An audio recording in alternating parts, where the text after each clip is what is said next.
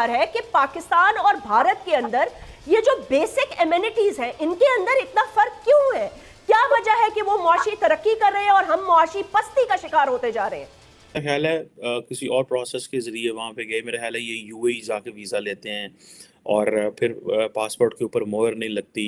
इस तरह की चीज़ है जो होती है। असल में तरबियत नहीं दी गई। ये देखें, अब मैं एक बात करने लगा हूँ, शायद आपको वो बात बुरी लगे या आपको मैं समझा ना पाऊँ।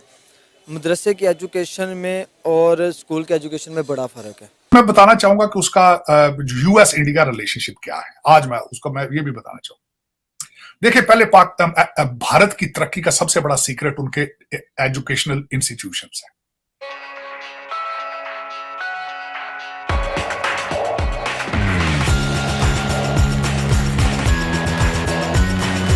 बुनियादी वजह यह है कि अपनी आज़ादी के पहले 50 सालों में, बल्कि 60 सालों में भारत अपनी चादर के मुताबिक पैर फैलाता रहा है।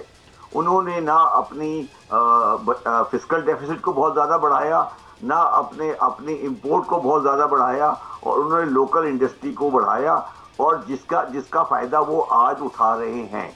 दूसरी वजह यह है कि हम भारत के बराबर डिफेंस करने की कोशिश करते रहे।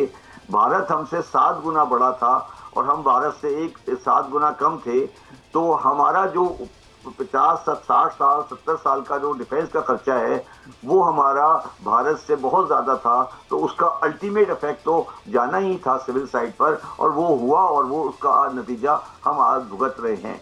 तो ये वजह है, बुनियादी वजह है। और तीसरी वजह ये है कि भारत के अंदर जो पॉलिसीज़ हैं, जो पहले भारत दुनिया में हमेशा एक नॉन अलाइंड की सिस्टम में चलने की कोशिश करता रहा, और उसने कभी अपने ऊपर दूसरों की जंगें नहीं थोपी। तो इसलिए उनको कभी बड़ी इंसर्जेंसी उस तरह की जिस तरह हमें फेस करनी पड़ रही है 50 साल से, वो नहीं करनी पड़ी। तो वो एक स्टेबल इकोनॉमी बना सके, और हम स्टेबल इकोनॉमी नहीं बना सके।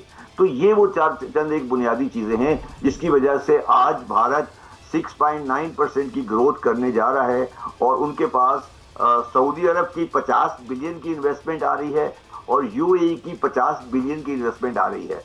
तो और सऊदी अरब और यूएई, जिसको हम ब्रदर मुल्क कहते हैं, वो हमारे मुल्क में 1 रुपए की इन्वेस्टमेंट करने के लिए इंटरेस्टेड नहीं है। तो हमें ये सोचना चाहिए कि आखिर खराबी हमारे अंदर है या हमारे बाहर है। हम हमेशा ये समझते हैं कि खराबी हमारे बाहर है, खराबी हमारे अंदर है कि हमने वो फैसले किए जिनका आज हम नतीजा भुगत रहे हैं। जब खर्च की पीछे थे मैं, तो कभी ना कभी तो इसका हिसाब देना पड़ेगा ना जी। स्टेटिस्टिक एक दूंगा, मेरे ख्याल में आप चौंक जाएंगी। आज मुझे पेज 4 आई थिंक और 5 ऑफ द ट्रिब्यून अखबार में लिखा हुआ है कि 38 गवर्नमेंट कॉलेजेस, जिसमें 25 गवर्नमेंट कॉलेजेस और 38 colleges, out of which 25 government colleges और 13 प्राइवेट कॉलेजेस। मैंने किसी को पूछा कि भाई ये रफली क्या फिगर है, कहते हैं जी 20-30 हज़ार लोग तो होंगे इतने स्टूडेंट्स। आप यकीन करेंगे that not one pass the intermediate exam. एक लड़के ने या लड़की ने पास नहीं किया। अगर ये स्टैंडर्ड है एजुकेशन इस मुल्क का, तो आई एम सॉरी। ये अब देखिए, आपको पता नहीं है कि क्या द फॉल, हम लोग जो सिर्फ सर्विसेज में थे थ्रू आउट, मैं 38 साल सर्विस में था, मुझे याद है कि हम जब 500 रुपया महीना में आए थे और हमारे पास जो क्या स्टैंडर्ड्स थे, और जब मैं लास्ट डे इन सर्विस मैंने देखा कि किस किस्म के people are left in the service, it was a tragedy. तो देखिए, हम पढ़ते नहीं हैं, हमारी education is gone all haywire. दूसरी बात यह है, many people have mentioned a lot of good things जो होना चाहिए, मगर शुरू में अगर पार्टीशन के वक्त जो हिंदुस्तान ने किया, बल्कि नेहरू ने कहा कि द रीज़न मैं एक्सेप्ट कर लिया पार्टीशन, कि मुझे पता चल गया कि मुसलमानों को वो मानेंगे नहीं। जब हम लैंड रिफॉर्म्स लाना चाहते थे, सरदारी सिस्टम, राजा, ये वो सब चीज़ ख़त्म करने के लिए, ये तो मानते नहीं थे। ये कहते हैं no, this shouldn't be feudal system.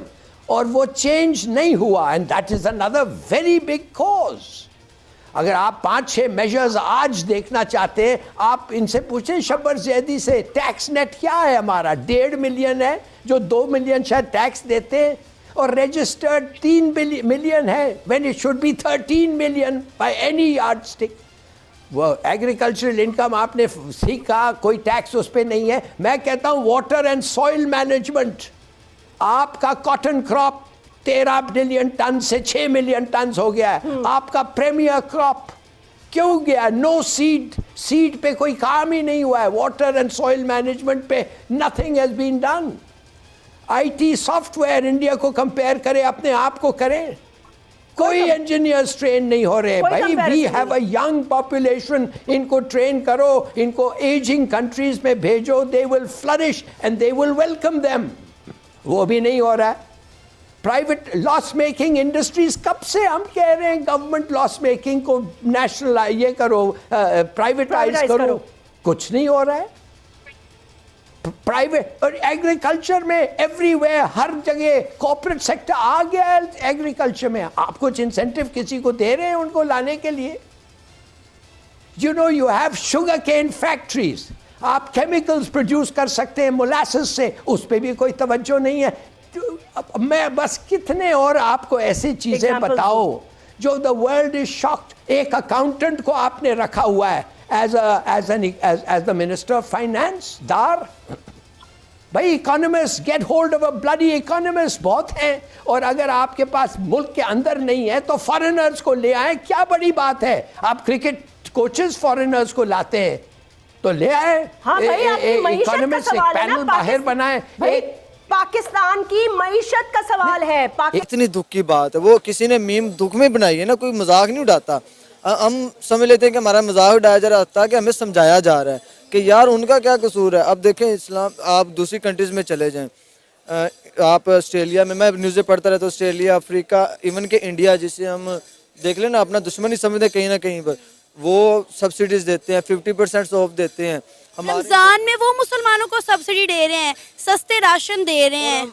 हम अपने मुसलमानों के जो हक हैं वो खाए जा रहे हैं, उनके हक जो है उनको डबल किए जा रहे हैं। तो हम हिंदुओं को उनकी होली पर या उनकी दिवाली पर क्या सब्सिडीज देंगे? कभी नहीं देंगे, हमारे पास इतना जिगरा नहीं है। हमें, मैं मदरसे को गलत नहीं कहता, हमारी इस्लामी एजुकेशन होनी चाहिए और हर हाल में होनी चाहिए, लेकिन हमारे स्कूल में भी, हमारे बच्चों को स्कूल में भी पढ़ना चाहिए। हमें एक तरफ ही बिल्कुल नहीं जाना चाहिए। अगर आपके मदरसे में इस्लाम सिखाया जाता है तो आपके स्कूल में माशरा भी सिखाया जाता है, इस्लामी लिहाज से सिखाया जाता है, नॉन यानी कि गैर मुस्लिम तरीके से नहीं सिखाया जाता, जिससे वाले आज़म डरते हैं कि जी वो बच्चियों को तो पढ़ने ही नहीं दिया जाता। पहला तो कंसेप्ट पाकिस्तान में ये है। तो फिर जब आपके यहाँ एजुकेशन की कमी होगी तो फिर आपके यहाँ ऐसे ही पैदा होंगे जो रक्शे का किराया डबल कर देते हैं, जो कपड़ों का किराया जो रेट है वो डबल कर देते हैं, खुराक का अब केला 300 रुपये है।